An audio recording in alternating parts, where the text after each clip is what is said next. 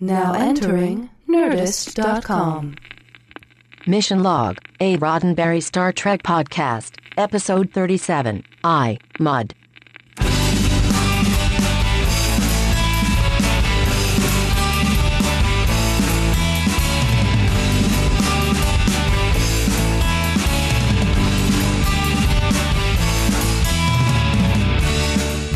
Welcome into Mission Log, a Roddenberry Star Trek podcast, the show that logically dismantles every episode of Star Trek and inspects every gear and circuit to see what makes it tick. And if it ticks, we can kill it. I'm that guy Ken, but you can call me Ken Ray. And I am John Champion, and I am talking like a robot, because if I learned anything from this episode, it's that robots talk like this. It makes them very easy to tell apart from the humans. And if it talks like that, we can kill it. And if it keeps talking like that, we might. Oh, but it's so much fun. Yeah, I know. I usually do the goofy voice at the top of the show, so you do. I know how much fun it is. And like a good starship captain, I don't want anybody having a piece of what I got. That's right. Oh man, I can tell. I can tell what's going to happen in this Loaded episode already. For bear. Loaded You're for bear. Primed. Dude, You're I am ready. This is the episode. Turns out this is the episode I've been waiting for. Wow. I know, right? Wow. It took I Mud. So I Mud is the turning point for Ken Ray. No, I Mud is a turning point for Ken Ray. Or maybe it's actually a sign saying, dude, you are on the right road. We'll find out. Wow. This is, seriously, wow. I'm a little worried about after this episode. Oh, dear. Oh, dear. But we got a lot of stuff to get to before we get to after this episode. For example, we have to get through this episode. And one of the signs, usually, that we're on the right path is the one that says, Star Trek Trivia, 500 feet. Yes, that's the sign that tells you that the show is up and running, ready to go. So I Mud, which we were talking about, it is the return of Harcourt Fenton Mud. Harcourt Fenton Mud? So already we're off to a great start. This is the return of the character created by Stephen Kandel. And, of course, it was played by Robert Carmel. Now, he is only one of two guest stars on the original series to come back and play the same character. I thought that was a cool little bit of trivia. He was that popular. He was that good in that role that they just had to have more of him. Forgive me for not. I'm sorry. Forgive me for not knowing off the top of my head who was the other one. We're going to get to that in another episode. Oh, you bet. Okay, go ahead. All right. So, like I said, the story and the character credit go to Stephen Kandel. But David Gerrold, actually, who is best known for writing The Trouble with Tribbles, gave an interview a few years ago in which he talks about his contributions to this story. So, apparently, and you can find the full interview, I believe, at StarTrek.com. But here's the nutshell version of that. David Gerrold wrote The Trouble with Tribbles for very little money, and there was a little budget left over for writing. And the production staff had a problem with this episode, with I Mud. They got to the point where they kept fighting with the idea that they needed to get the Enterprise crew down to the planet's surface by Act 1. And they just could not come up with a way to do it. So they asked David Gerrold, here, we'll throw you a few bucks. Can you please solve this problem? And he solved it quickly and easily, and they were very grateful. And he actually added in a few other gags into the episode. The idea of having 500 duplicate androids of a particular series, the idea of having the multiple duplicates of Stella, Mud's wife, those were all David Gerrold bits. But he did not want to take the credit from Stephen Kandel. He was a young up-and-coming writer, and he said to, I believe it was Gene Kuhn, look, I don't want to be the guy who comes in and makes a fuss and takes away a credit from another writer. So to his credit, that's how things worked out. But he did actually play a big hand in the shape of this script. Another interesting story about the development of this episode, we have, as I mentioned, multiple android duplicates. And how do you do that on TV? Well, if it was the 60s and you didn't have CGI, you got twins. And then you did a lot of split-screen effects with those twins. So there's a casting story about Joe DaGosta, who is the casting director on Star Trek, bringing twins who he just found at the corner of Hollywood and Vine. He said they were just hanging out at Hollywood and Vine. You can read into that whatever you like. He brought them into casting to meet... yeah. All right. He brought them in to meet Bob Justman, brought them in to meet Gene Kuhn, who liked to play a hand in casting, but not everybody was thrilled with the idea. So they thought, okay, well, here we go. We bring in these twins, and they had a pet wildcat. And while they were doing the read, Gene Kuhn was asked to hold the cat, which then clawed and scratched him and destroyed his clothes and caused bleeding. The twins were not that good. They eventually were cast with the actresses who we see in the show, but they were given non-speaking roles right at the very end. The story about the twins on Hollywood and Vine and this alleged wildcat, that's got Hollywood cover-up written all over it. Hey, I will tell you this, though, that that was the last time that Gene Kuhn ever really demanded being a part of the casting process. Can't say as I blame him.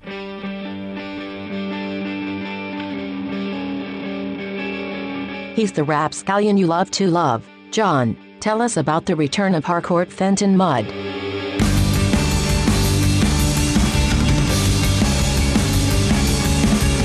Prologue.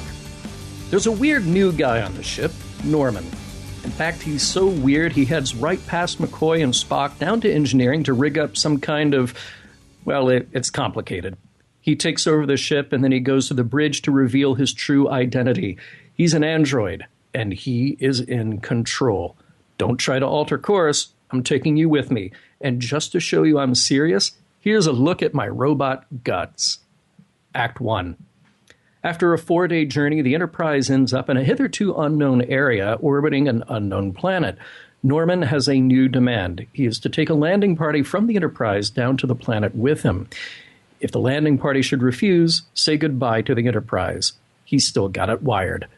Down on the planet, the landing party and Norman are in some kind of a cave system, all designed to support human life, and there's one human in particular who seems to be in charge of everything.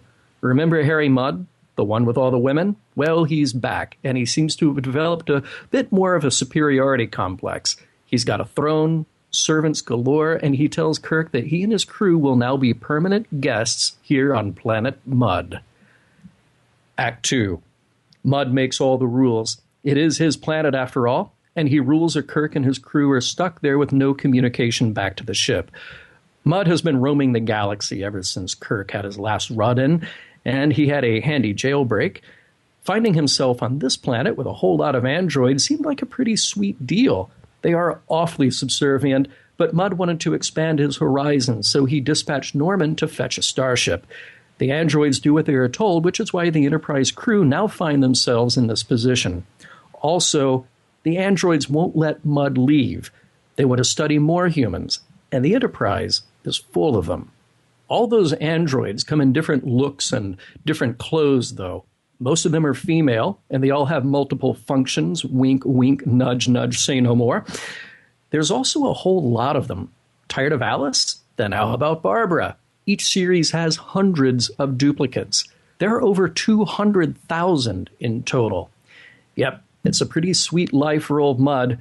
He's got all these androids to be at his beck and call, and just for fun, he's even got one programmed like his wife, who pops out every now and then to berate him about what a louse he is.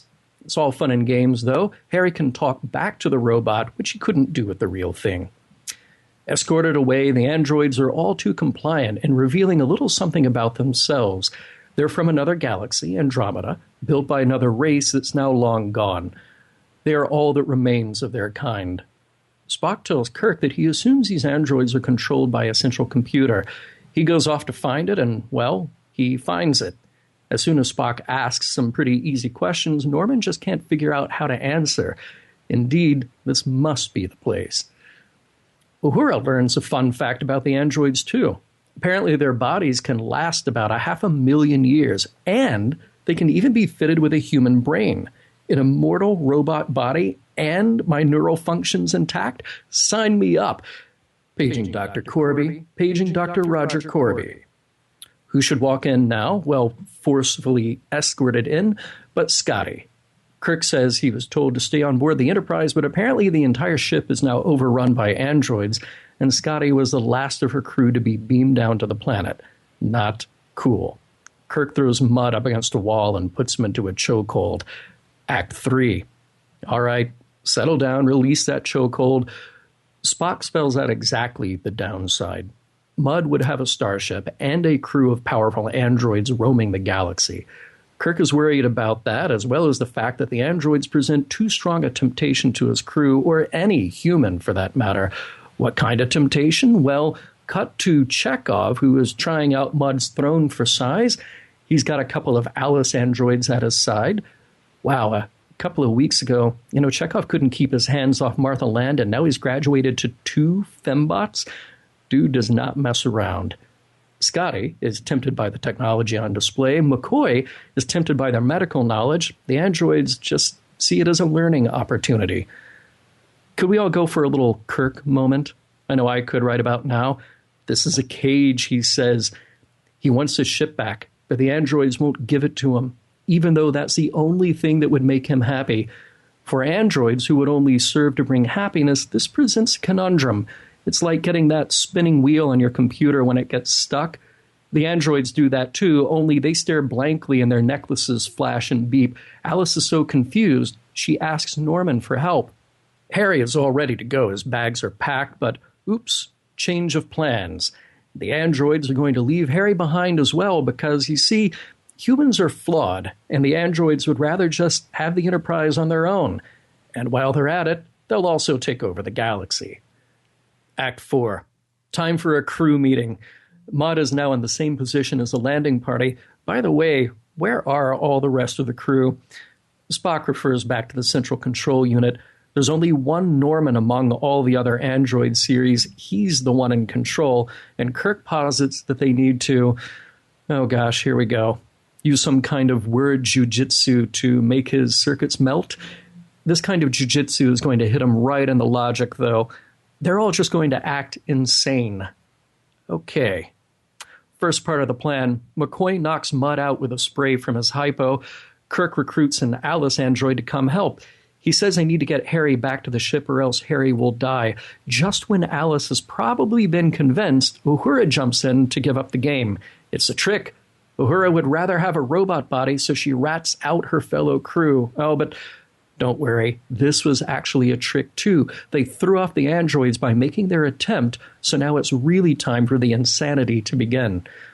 Kirk sits atop the throne and welcomes in his landing party. First, McCoy and Scotty assume the position of musicians, but there's no music. Uhura and Chekhov dance while Kirk explains that they are celebrating their captivity. He asks the Alice bots if they are enjoying the music. Then Uhura slaps Chekhov because, as Kirk explains, she likes him. See? It's getting all crazy up in here. The 2 Alices are stuck. It's like a blue screen of death. Spock is taking on his own Alices. All right, your mind out of the gutter, okay? He says he loves one, but he hates the other. But they're identical. It's a conundrum. Logic fail. They're stuck. Only 200,000 more to go. On to the control room. Mudd does a little speech-making of his own. Man needs liberty. McCoy and Scotty start doing their robot impressions. Actually, McCoy makes the case that man can only be happy by the torment and anguish of a free life. Scotty plays dead. Kirk plays speechmaker. Spock plays with Norman's mind again. They're playing a game of hot potato with an invisible explosive, and when it goes boom, another 2 Alices get knocked out. All right, time to wrap it up. Kirk presents the old conundrum to Norman that everything Mudd says is a lie. Now, you know what's coming next. Mudd says, I am lying. Norman's computer brain melts. Time to get off this rock. McCoy needles Spock a little bit about having to return to life among illogical humans. Kirk, facing his old foe Mudd one more time, sentences Harry to stay behind on the planet with all of these androids. Reprogrammed, of course, to learn and not so much take over the galaxy. But in the tradition of every game show, there is a parting gift. Harry's wife bot has been replicated 500 times, and this time she can't be shut off. Have fun with that, Harry. Oh, and the joy with which they leave him to his torture. Yeah, they do. Wait, before we get into this episode, I want to say, and I didn't know you were doing this because I don't read your, synopsis before I hear it because it's fun to hear it, Yeah, There's a thing they do on a lot of podcasts where at the end of the episode, they go back and they try to find like whatever the best line was that anybody said, and they make that the title. Now, ours is going to be I Mud because that's how we do it. We associate our title with the title of the episode that we're doing. Here's a look at my robot guts. Needs to be a line for something. If we did that, that would be the title of this episode, I think. Now, we haven't heard the rest of it, so maybe there's a funnier line coming, but I doubt it. Yeah. Yeah. Well, thank you for that. Thank you. Because seriously, if you were a robot, Ken, and you were going to intimidate somebody, you don't need to throw people around a room. You don't need to pull a weapon. You just go, look, robot guts. Here's a look at my robot guts. Exactly. I know I say that everything should be a T-shirt, but seriously. I like that as a T-shirt. End of discussion. Yeah. And you're right. While you don't need to throw somebody around to impress everybody, thank God Montgomery Scott was there to be thrown around. Yeah, that's a good thing. He's the only one who. But no, Kirk gets stopped as he's walking off the bridge. Norman just kind of grabs him, but it takes one of the female bots to push around Scotty a little.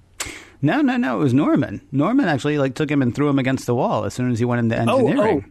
Yeah. You're right about that. I was thinking about the moment where they bring Scotty down to the planet. Oh, and then one of the Alices just pushes Scotty. Yeah. No.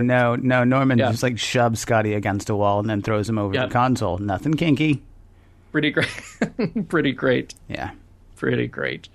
And by the way, speaking of Norman getting on the Enterprise, I'm thinking that security measures are pretty relaxed in the future. Well, I mean, and so's, getting into Starfleet is apparently not that difficult either. Yeah. I mean, one assumes that he came with, papers, that he was transferred by somebody. He only got there 3 days ago, right? Yeah. And yet, Spock sees nothing weird about it. Mm-hmm. Yeah, no. Right. What? He's a guy. He's a guy in Starfleet. Get over it. Yeah.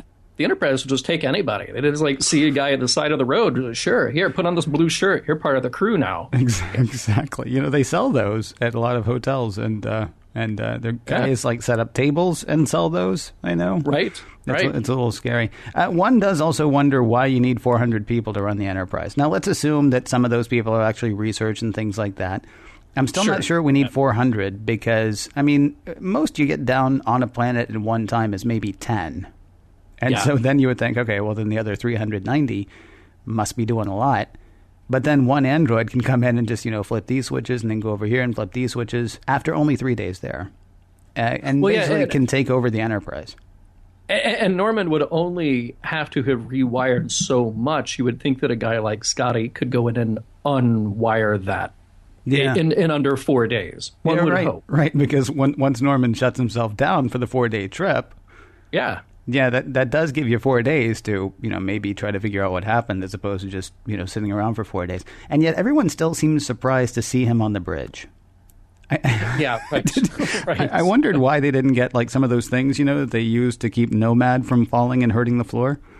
They should have more of those. Just maybe to move Norman into the corner. I'm not saying, let's jettison him out into space because that will, of course, lead to the Enterprise being blown up.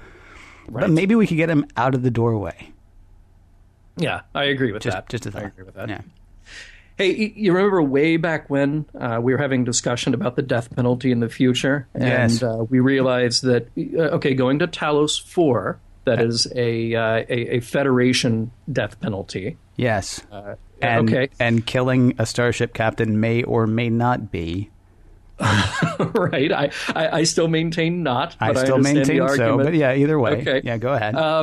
But now apparently, if you do anything remotely criminal on Deneb 5, you get the death penalty. What was it? Years and years and years ago, remember the kid who had the severe punishment because he was chewing gum in Singapore? That's how I pictured Deneb 5. It was a public caning. Yeah, well... Yeah. I actually wondered about that because it was fraud that got you so many different ways to die. We don't know what else. It is possible that it is only fraud that gets you the death penalty on Deneb 5. Right. We don't know. But either way, yeah. Really, if you go to Deneb 5, don't commit fraud. No. Because you will have your choice of ways to die, but you will die. If you're Very caught. true. Yeah. Still didn't explain, by the way, how he got out of jail. He's like, I started selling fake patents that I didn't have the rights to sell. No. And still, how did you get out of jail? Did you not hear the patent part? Well, I did. Anyway, yeah. Did you find it interesting that the androids say to our landing party that the androids were much more common in their world than they are for ours? And I thought, well, that's kind of an interesting projection about the future, to say that in the 23rd century, we just don't have robots among us. Because I'm already thinking about, every now and then somebody will send you the creepy YouTube video from Japan that'll be the incredibly lifelike robot. I think, we're that's right around the corner from us. I don't know if they'll be walking down the street and every other being will be a robot, but I would think that robots would be more common in a couple of 100 years. Yeah, I would think so, and yet that is something we're going to stick with on Star Trek throughout. Yeah, I mean, you've got Data, you've got Lore, you've got whatever that spare Data was that they found in whatever that movie was, Nemesis. Yep. I mean, and that's you're pretty much done at that point. Otherwise, you've got Borg, but not a lot of robots. Yeah, and maybe we would have more if they hadn't killed Dr. Roger Corby. Maybe it goes back to that, but who knows? Spock figures out right away that all of those androids must be controlled from a central place. Okay. Why? Like you said, Data's got two brothers, and they don't need to be controlled from a central place. It seems like if you're building an android, you want them to have a good level of autonomy. And it seems like you would, but that really wouldn't work for the story, would it? I mean, no. 200,000, if you got to try to outwit every one of them. That's a lot of illogic that has to be thrown around. But speaking of throwing around illogic, I really have to hand it to the crew here, because as I mentioned in the story, we beam down all 400 members of the crew, but we never see them. We just see our main cast, and they're the ones who have to take on all the androids with their insane dance and all this stuff. But they're really good at it. So they had rehearsal time to do this, and in the context of the story, they're all really good actors. Yeah. They're not really great at the pantomime, though. No. When they're molding the fake explosive. Right. That was painfully bad pantomime. I will say, I mean, and I know you're kidding about the fact that, there's no way that these guys should actually be good at this. Yeah. I thought the moments of levity in that were torturous, but they were good, if that makes any sense. I mean, I actually do think that the actors who played those characters carried off those moments okay. Yep. I hated those moments. Well, I like the idea that, they make fun of their own phaser sound effect. Yes. Moments like that I thought were really good. But I think tortuous but fun is probably a great description for our show and many other things in life. This episode sounds like 10 pounds of weird in a 5-pound bag. Curious to hear what the guys pull out of it.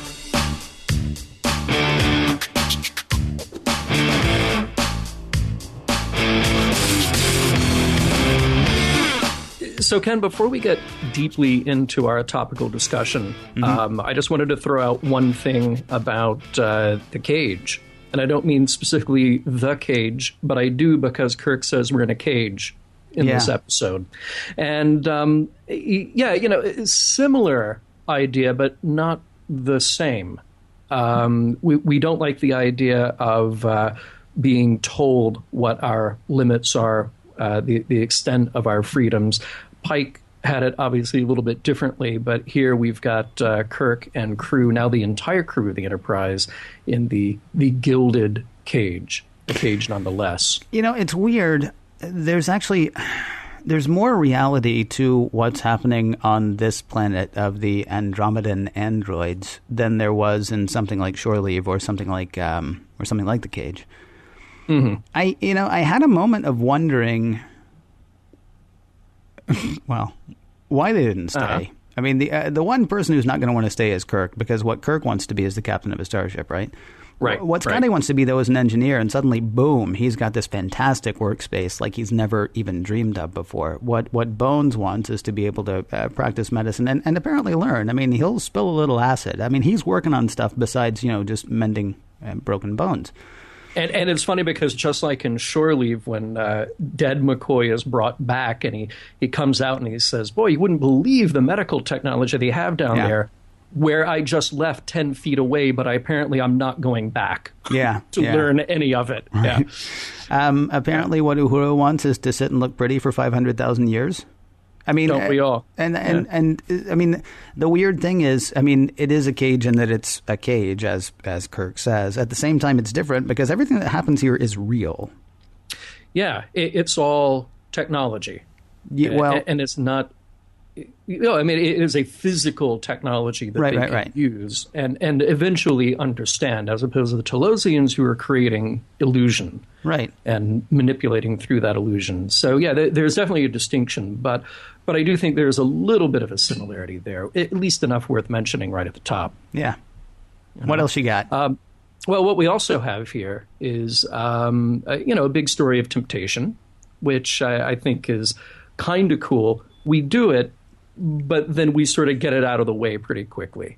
They played up for Uhura, Scotty, Bones, and Chekhov, and then Kirk is finally the one who has to come in and say, hey, remember, we have duties. And I think it works pretty nicely when Uhura has her moment of revealing the trick with the unconscious mud. I really like that because it had been a long time since I had seen this episode, and I forgot that was kind of the moment where we start to turn things around and use logic against the androids. So that moment worked. Like I said, within the context of the episode, they're all very good actors, but they kind of get over their temptation very quickly.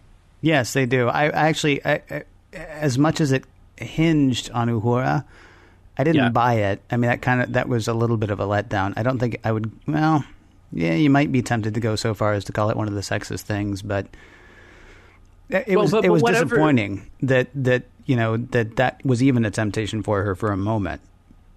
Yeah, well, but I mean, here's the thing: no matter who it is, we give it to Uhura, but no matter who it is, again, if we just look at this purely as a technological thing.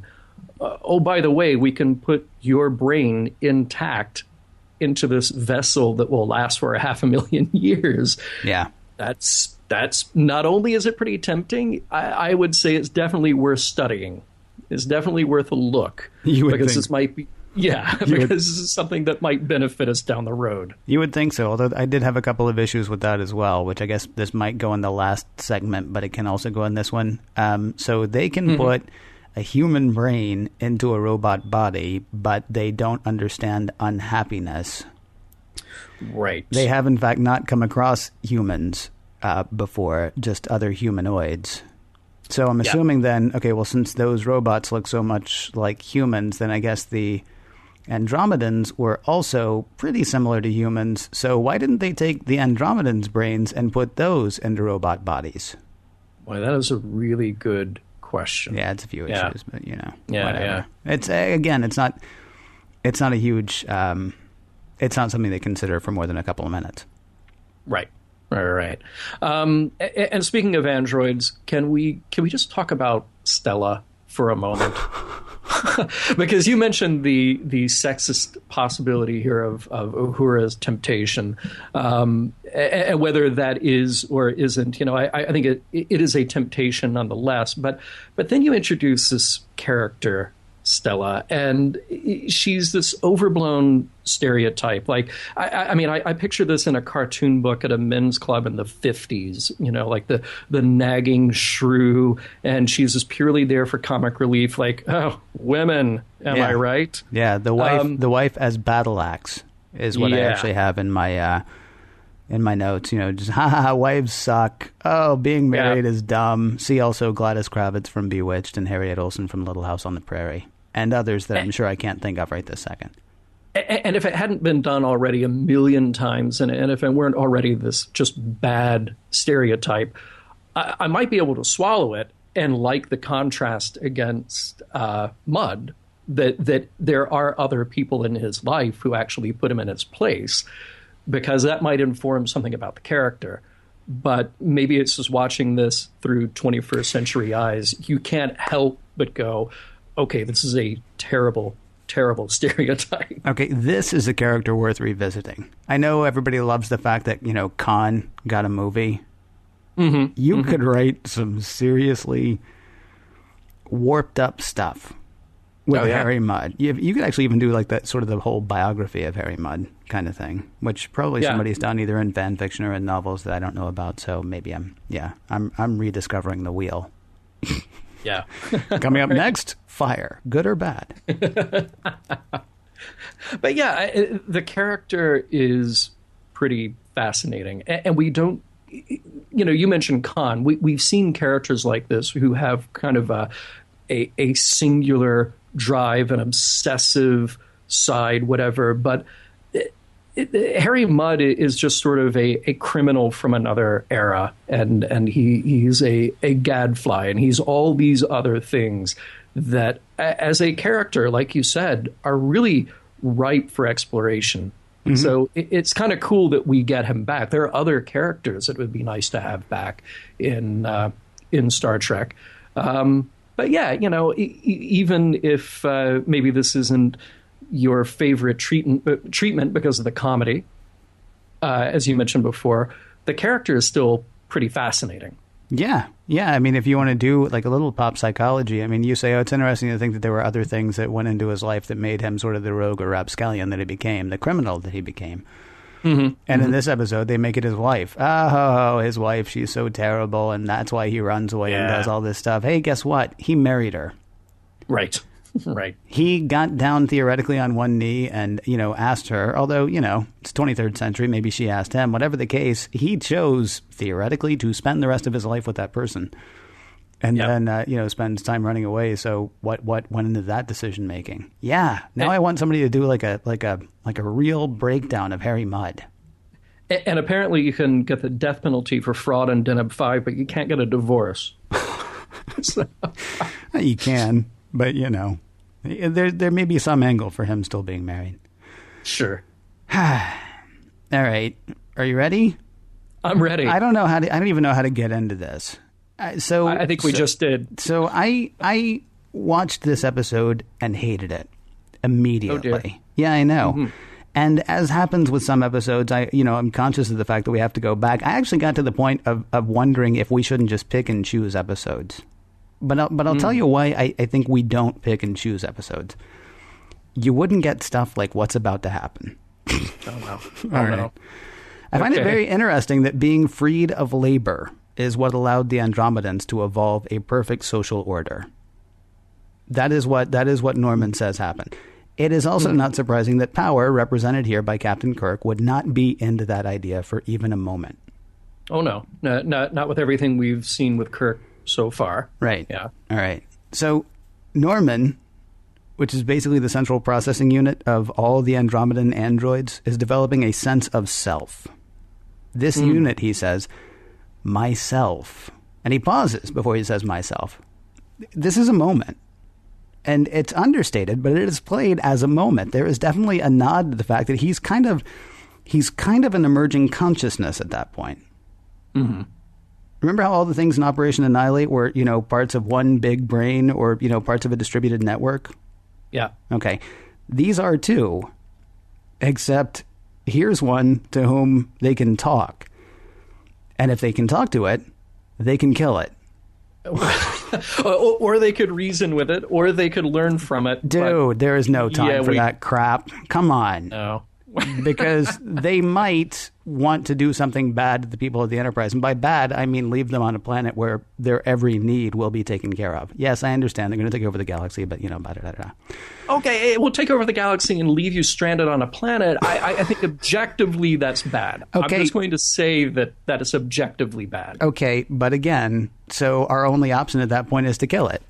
There is a sense of self emerging in Norman, so we could actually talk to him, as you point out, and as does not occur to Kirk. Now, maybe if Norman had, been shooting at Kirk, then he would be interested in talking, because that tends to be the way it goes.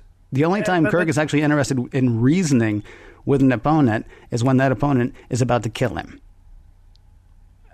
But you know what? Okay, given I understand that it's a little bit different from there's a difference between having a gun pulled on you and saying I'm going to kill you, or saying I'm going to leave you stranded here and steal your ship.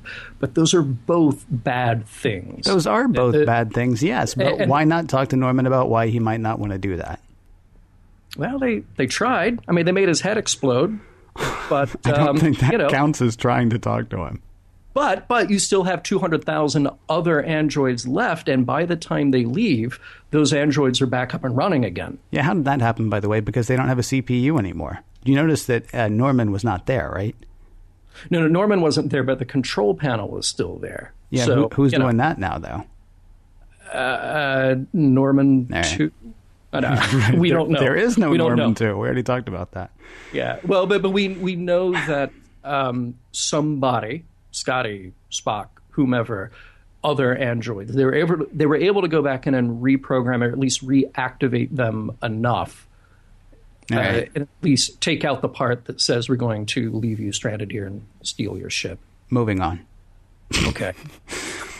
Norman says we cannot allow a race as greedy and corruptible as yours to roam the galaxy, so we will serve you and control you. I found this idea actually very fascinating, very interesting idea, and one over which I found myself puzzling recently. We hold in disdain the idea of bread and circuses, not the upcoming Star Trek episode, which we're not discussing today, but the idea that if you keep people fed and give them enough distractions, you, as the person or party in power, can pretty much do what you want. Mm-hmm. And I can't help wondering lately how much of that happens that we don't realize is happening, like in our lives today, and whatever time you happen to be listening. Norman plans to take over the galaxy by serving everyone. I don't know. His plan is to protect humanoids by tending to their every need. He plans to prey on their self-serving natures and neuter them that way. And I'm not saying I want robots to take over and take care of everything, but I'm not sure that we're not doing this already, and I'm not sure why what he's proposing is necessarily bad. Ken, I worry when you say something like, I'm not saying that it wouldn't be a bad thing for robots to take over the world, because immediately what I think is that this is not a bad thing in your eyes. Okay, here's the thing. I think we need to decide what it is that we are trying to do. And I mean all of us. I don't mean you and me. I mean all of us. My assumption is that what we want is to be happy. And that we explore and that we invent and that we create to sort of reach self-actualization in a way. Now, the problem that we tend to get into in these conversations, see also This Side of Paradise and The Apple, is we assume, and forgive me, John, by we, I mean you, we assume in a very puritanical way that it is that it is the act of working toward the goal that should be the goal. And that's so Old West to me that it's nuts. It's also the world in which we live, but only because it's the world in which we live. I mean, I think if we don't decide that what we want is to be happy, if we decide, this is going to sound crazy, and I hate that it keeps coming back to This Side of Paradise, but it honestly broke my heart to hear everybody say happiness is for saps, which is really what that felt like to me. And the same thing in The Apple. Happiness is for saps. We got an email from somebody who basically started arguing about real as opposed to not real. And this sort of goes back to the cage versus I'm mud, What was happening in the cage wasn't real. What was happening on shore leave was physically real, but it wasn't real. But they can actually... What Norman says happened was that the Andromedans built these robots, and from that, they were able to, leave off all the slogging about and actually attain sort of a perfect social order. And it was not that perfect social order that killed them the way it killed the Telosians. What killed them was their star exploded. Yeah. So the idea is once they got rid of, all the stuff that they had to muck about with, they were actually in a much better place as a society. Now, what it actually got me thinking about, as I mentioned earlier, was self-actualization. This is from something called simplypsychology.org. I went to simplypsychology.org because it gave me the best sort of, quick summation. I read a few things and tried to decide which one was going to be the best to present. It's, okay, so Abraham Maslow presented a hierarchy of needs model, which can be divided into basic or deficiency needs, psychological needs, those are like, safety, love, and esteem, and growth needs, cognitive, aesthetics, and self-actualization. Now, according to his argument, one must satisfy the lower level basic needs before progressing on to meet the higher level growth needs. Once these needs have been reasonably satisfied, one may be able to reach the highest level called self-actualization. Every person is capable and has the desire to move up the hierarchy toward a level of self-actualization. Unfortunately, progress is often disrupted by failure to meet lower level needs. Life experiences, including divorce and loss of job, may cause an individual to fluctuate between levels of the hierarchy. Maslow noted that only 1 in 100 people become fully self-actualized because their society rewards motivation primarily based on esteem, love, and other social needs. Say like being a starship captain. Like being in command of 400 people. There is a reason that Kirk has a problem when he finds, places where everybody can be happy. Because when he finds places where everybody can be happy, he can't be happy. Because his self-actualization is being in command of a starship, is being in command of those people, is making decisions for the people who are under his command. And then if he happens to come across a society that he doesn't like the way it's running, well, he'll make those decisions for them too. Well, yeah, he does that, yes. Quite a bit. So I guess I'm still stuck on the problem that it seemed to me that we have had several times now. When we come across something that seems utopian, everybody wants to say, no, you can't have utopia. You have to work. You only get a moment of happiness, and then the rest of it is working towards that moment of happiness. All of us, not all of us, but a lot of us, there have been some people who have written to say, hey, you know what? He might be right. A lot of us seem to be sort of caught up in the idea that we have to work towards being happy. That we have to work towards our goal, but the problem is we seem to have replaced our goal with working towards our goal. As I said at the beginning of this, whatever this is, my assumption is that we're working towards these things so we can be happy. But everybody that we've heard from about this stuff says it's the working towards happiness that is actually the reward. Well, okay. Here's the thing, and this is probably going to be a very simplistic answer to what you have here, which is tremendously well researched and thought out. I do think that there are a couple of differences here with this side of paradise and the apple. Again, we go back to the apple. The big problem with the apple, for me and for you, is that anthropologically, what Kirk does is totally indefensible. We know nothing about those people, and he just completely changes the way that they have been able to survive. We have no idea what's in store for them after the fact. Right. This side of paradise is a little bit different because you're dealing with humans. You're dealing with humans who were on a mission, who had this thing imposed upon them. And I definitely defend you with the idea that given a choice, which is what we are not presented with, those people could have been happy and been perfectly happy to stay where they were. Kirk's decision didn't necessarily need to affect them. It really only needed to affect his crew, the people that he is responsible for. We went back to that planet. We thought we were going to find corpses. I think here's the word that I keep getting stuck on, and that is happy. because there is a case to be made to say that, say the settlers in the side of paradise were happy. Mm-hmm. Now, it was an induced happiness. It was a happiness induced without consent, blah, blah, blah, all these other kind of conditional things around that. But then we keep stopping at the idea of happy. And I think the problem that the androids represent here in iMud has less to do with happiness and more to do with, well, let's get back to that, self-actualization and the level of freedom to do that. You know, being told, well, you can self-actualize because your basic needs will be met, but those basic needs do not include the freedom to go where you want to go, the freedom to have your starship, which is what you have trained to do all your life. I think that is a big, big part of it. And I would rather replace happiness with the idea of self-determination, self-actualization, et cetera, et cetera. Because happiness, I think, is a very difficult thing to define. It is individual. It is kind of fleeting. I still maintain the idea that happiness is not a thing that you get to and then you are done.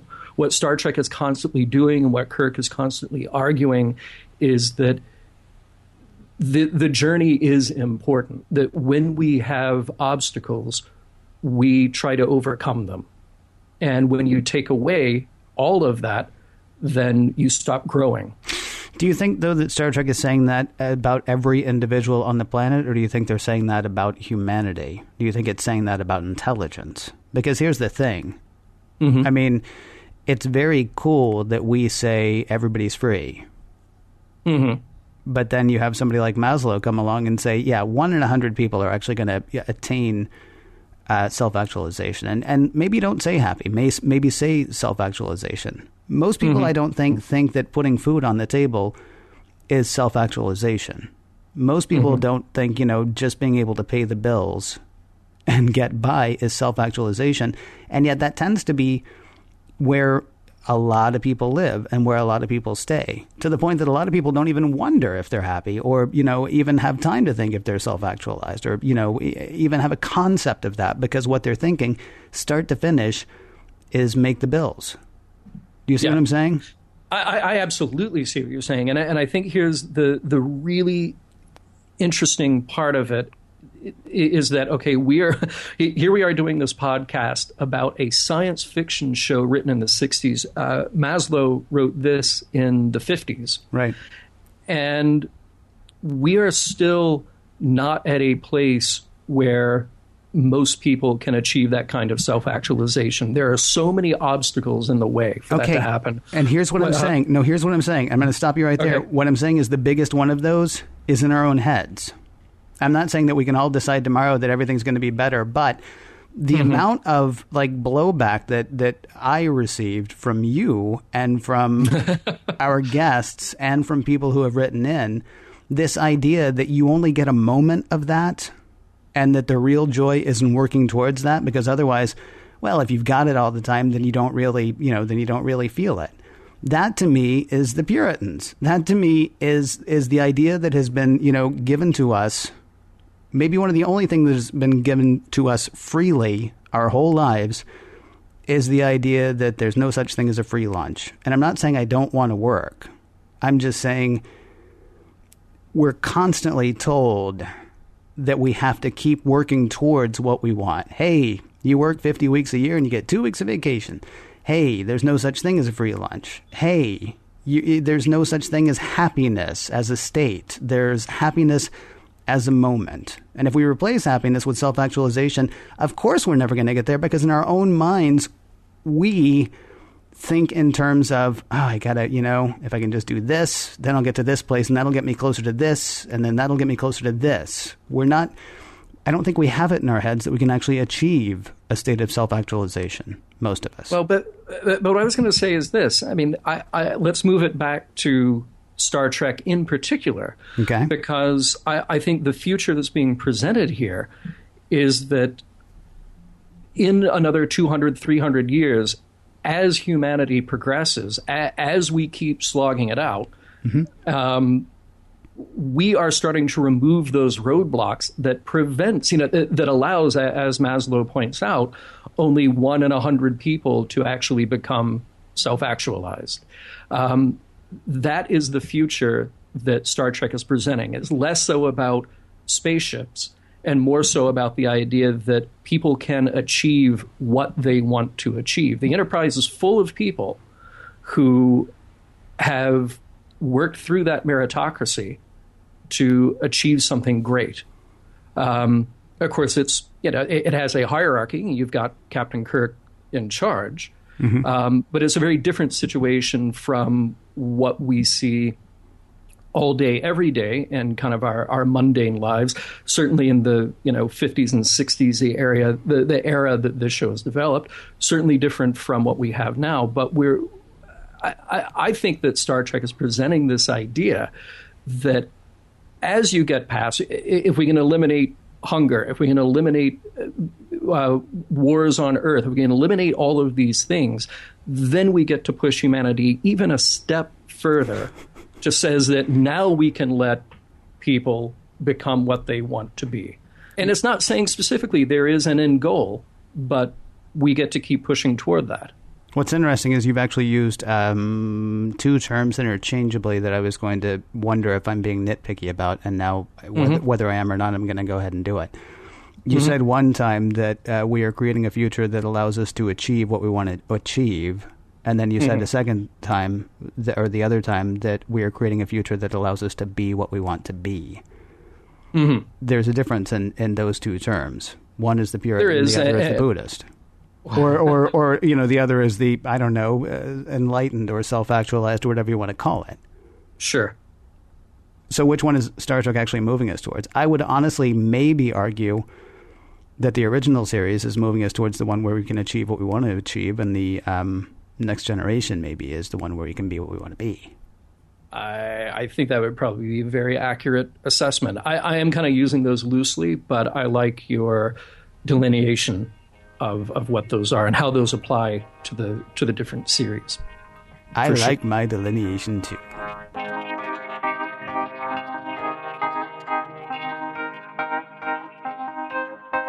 As we leave Harry Mudd and his 500 robo-wives behind, we're left to wonder whether this was an episode worth revisiting. Well, John has that thing that he does at the beginning of the show, and I usually do the thing at the end of the show, the part where we ask each other about the messages, morals, and meanings of a particular episode and whether that episode stands the test of time. John, does this production hold up in your opinion? I ask you. Oh, my gosh. Well, John, will start out by... I'll give a little preface here. Star Trek, the original series, is an anthology show. One episode does not necessarily affect the other. And so it's rare enough that you would have a character come back. And because of the anthology format, you allow yourself to do things. Here's the comedy episode. Here's the Halloween episode. We get the moral episodes. We get the action episodes. And this one, unfortunately, kind of sticks out because it is played so heavily for comedy. You have the winning formulas here, though, of Robert Carmel as Mudd. He's terrific. You get a pretty cool set, even though it's kind of right out of the Star Trek purple lit cave walls kind of look that we've seen before. You get some good acting, even though it's silly. I think that they play it pretty well, but it kind of sticks out like a sore thumb. I can't remember if it was you or Rod who said that it felt like a Gilligan's Island or a pick a show from that period, the Monkees, whatever. Yeah. And it feels like Star Trek at that point is just throwing whatever it can at the wall and seeing what sticks. And we're kind of lucky that we get a great character like Mudd and we get some great moments out of our regular actors. I really don't think it holds up as a production, particularly not when compared to the other episodes of Star Trek. There are things that I like, but overall I have to say no. How about you? No, I thought this episode was painful.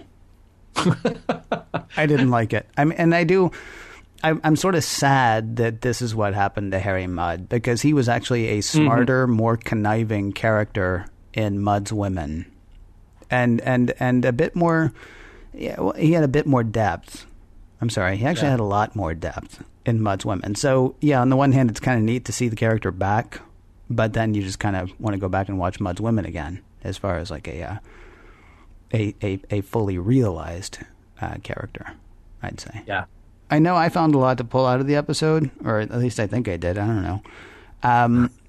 Is there a message to it? And if there is, does it hold up?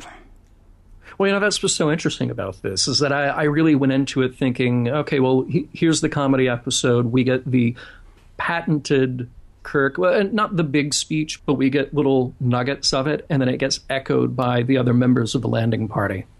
And I think all of that is, well, does it really lead up to a single message, a single moral? Well, the intention here may be to say what we've kind of seen before. Human beings have an innate need for freedom, for self-actualization, and we don't want to be ruled by robots. So is that the intended message? Probably so. Does that message hold up? Well, until we have robot overlords, we'll have to see how that plays out. I think the messages that you found here are much more interesting to debate. And I'm kind of shocked that we were able to really squeeze something out of what seemed at first like this is going to be a throwaway. Yeah, well, I mean, I wouldn't say that those were messages that were actually here. They were just sort of points that interested me. I mean, there is so much in this episode that's been done before. I seriously, I wanted to stop watching when I realized he's going to add dance this time, but it's still going to be word jujitsu. How many times have we done that now? I mean, that kind of bothered me. There's so much in this episode that's been done before, including just the assumption that, when somebody says, oh, no, we want to work for it. Okay, well, yeah, we do want to work for it because that's what we've always heard. Yes, so you're right.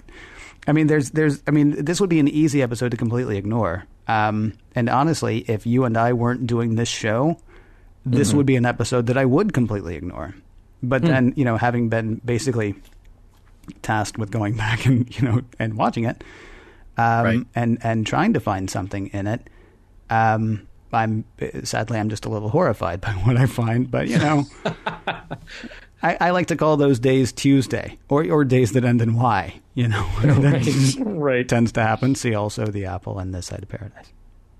Well, what did you think, dear listeners? Well, we would love for you to tell us. You can tell us at Facebook. You can leave a message for us on Skype, and you can tell us at Twitter. We're reachable in all three of those places at the handle Mission Log Pod. You can call us 323-522-5641. You can email us missionlog@roddenberry.com.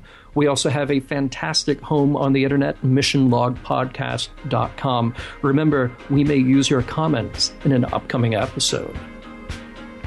Next week, Metamorphosis. Join us, won't you?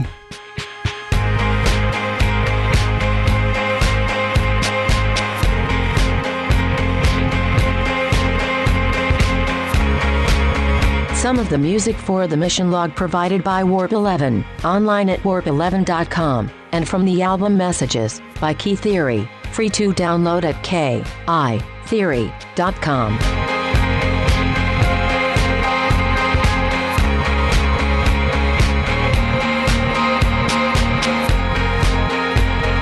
After this, I may need to go back and watch Mudd's Women again, just to clear my circuits. End transmission.